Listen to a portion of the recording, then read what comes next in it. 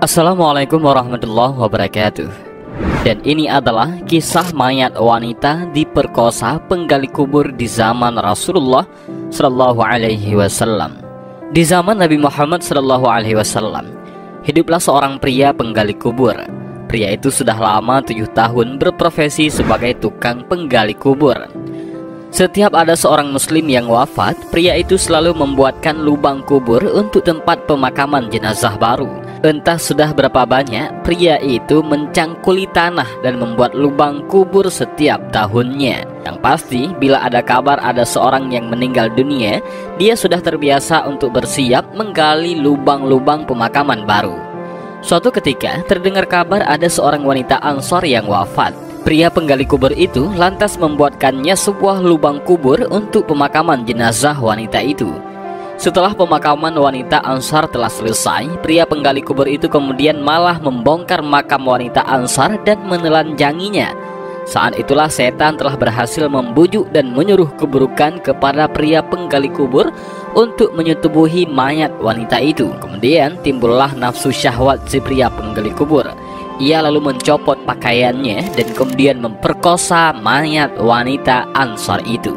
Namun setelah pria itu melampiaskan nafsu bejatnya, mayat si wanita seakan hidup dan terjadilah peristiwa gaib yang sangat mengerikan. Perbuatan pria cabul yang bejat ini ternyata membuat Rasulullah SAW marah besar. Kisah ini nyata sebagaimana dijelaskan dalam kitab Duratun Nasihin fil Wa'azi wal Irsyad. Setelah pria bejat penggali kubur itu telah selesai memperkosa mayat wanita, ia lantas menangis dengan sedihnya atas peristiwa menakjubkan yang terjadi setelah ia menyetubuhi mayat si wanita. Tangisan si pria benar-benar sangat mengharukan dan bikin hati terenyuh. Suatu ketika, pria penggali kubur itu bertemu dengan sahabat Umar bin Khattab. Sayyidina Umar juga ikut sedih dan menangis. Beliau kemudian membawa pria penggali kubur itu untuk sama-sama pergi dan mendatangi kediaman Rasulullah SAW. Setelah sampai, Sayyidina Umar lantas datang seraya ikut menangis. Rasulullah SAW lalu bertanya, "Wahai Umar, kenapa engkau menangis?" Sayyidina Umar menjawab, "Ya Rasulullah, sungguh di pintu itu ada seorang pemuda. Dia menangis dan tangisannya benar-benar membuat hatiku terharu." "Baik, suruh dia masuk," kata Rasulullah SAW. Kemudian Sayyidina Umar mengajak pria penggali kubur itu yang sedang menangis untuk masuk bertemu Rasulullah SAW. Rasulullah lantas menanyakan alasan kepada pria itu kenapa dia menangis. Ia kemudian menjawab, "Ya Rasulullah, sebab saya menangis itu karena banyak sekali dosa-dosaku. Sedangkan aku sangat takut kepada Allah dan murkanya." Nabi bertanya, "Apakah kamu menyekutukan Allah?" "Tidak ya Rasulullah," jawab si pria itu. Rasulullah bertanya lagi, "Apakah kamu telah membunuh seseorang?" "Tidak ya Rasulullah," jawab pria itu. Nabi berkata lagi, "Sesungguhnya Allah akan mengampuni dosa-dosamu sekalipun sebesar bumi 7 dan langit yang ke-7.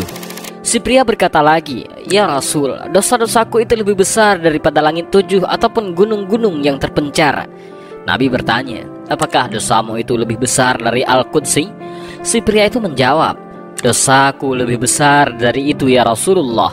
Nabi bertanya, "Apakah dosamu lebih besar daripada Al-Arash?"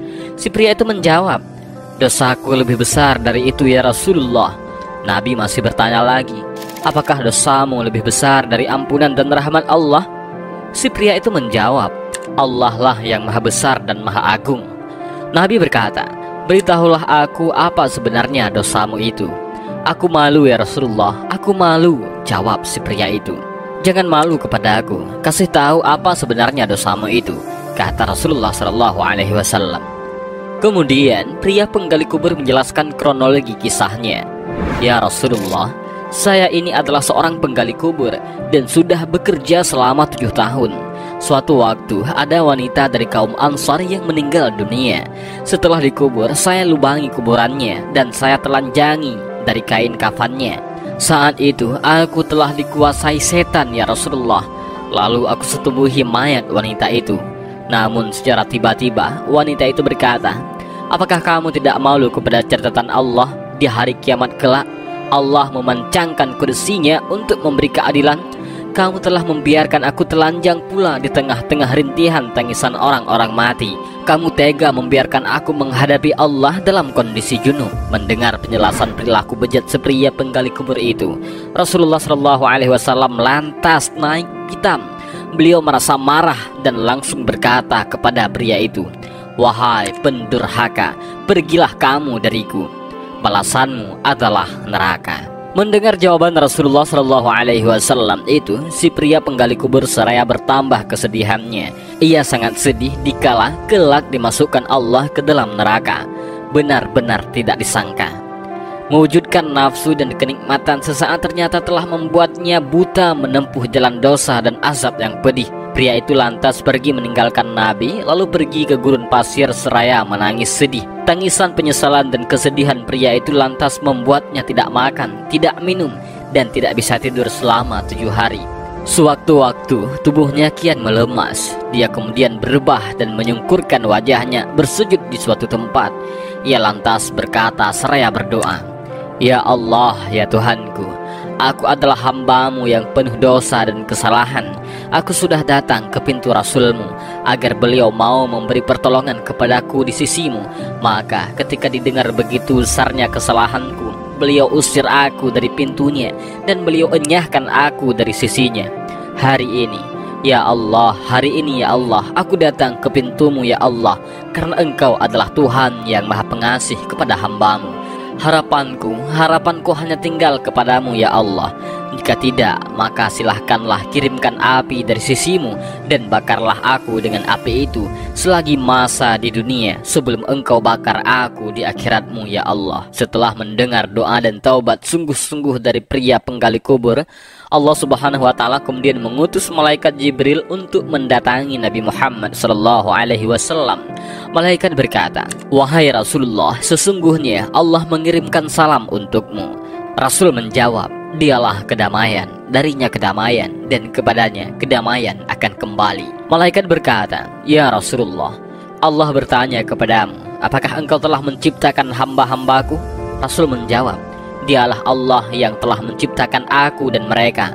Malaikat berkata, "Apakah engkau memberi rezeki kepada mereka?" Rasul menjawab, "Dialah Allah yang telah memberi rezeki kepada mereka dan juga aku." Jibril berkata lagi, "Dialah Allah bertanya, apakah kamu menerima taubat mereka?" Rasul menjawab, "Dialah yang menerima taubat hamba-hambanya dan mengampuni kesalahan-kesalahan mereka."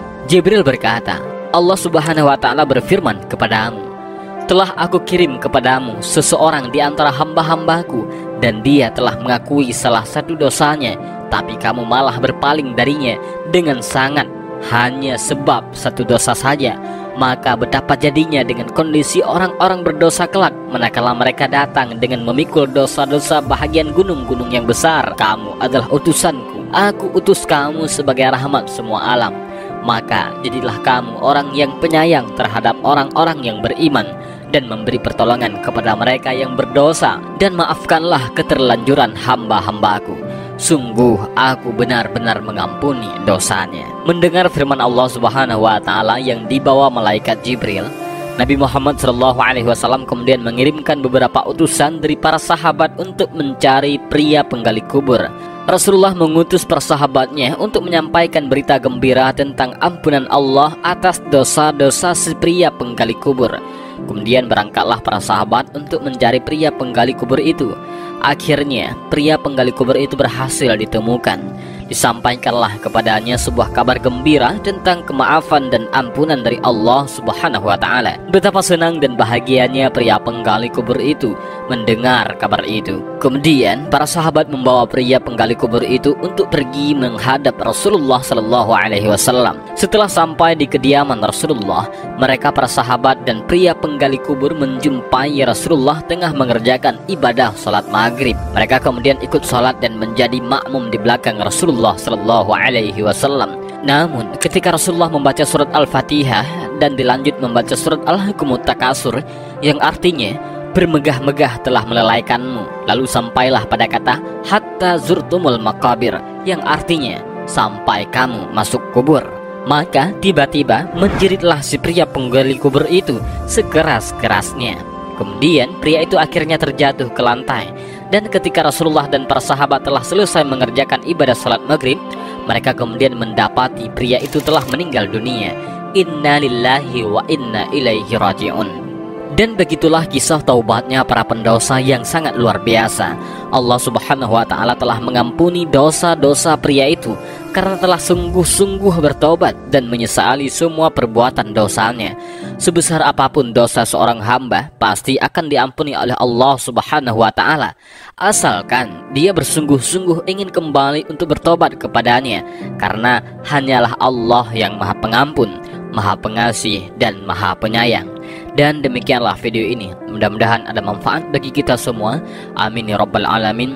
Allahu a'lam bishawab. Assalamualaikum warahmatullahi wabarakatuh.